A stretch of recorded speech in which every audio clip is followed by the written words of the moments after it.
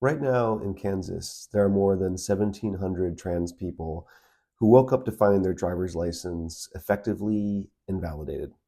And not because they did anything wrong, but because the state decided that their identity no longer counts. And I want to be very clear about something as a clinical psychologist. This is not about politics. This is not just policy. This is psychological harm.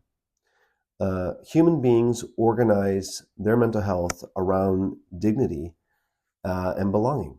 And we know, we need to know rather, who we are, that others recognize who we are, and that the world that we live in sees us as legitimate. Identification documentation is not trivial. These are relational contracts with society. They say you exist, you belong, and you are recognized. And when a government suddenly revokes that recognition, it creates what psychology calls structural stigma. And we know that from decades of research that structural stigma increases depression, anxiety, suicidality, and trauma symptoms. So let's not pretend this is some neutral policy. This is real psychological harm. It is a state that is participating in humiliation.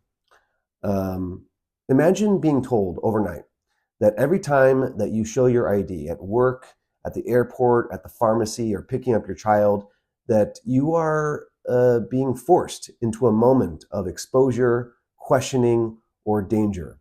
This is not an inconvenience. This is a chronic psychological threat. And here's the part that people miss.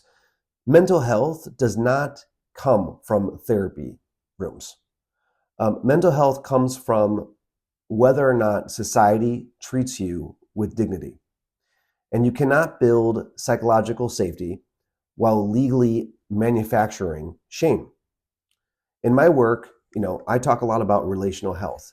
The idea that humans heal and thrive when relationships convey that I see you, you matter, and you are safe.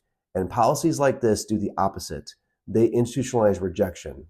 And rejection becomes systemic. The nervous system doesn't interpret this as a debate, it interprets it as danger. You don't have to understand someone's gender identity to understand psychological harm.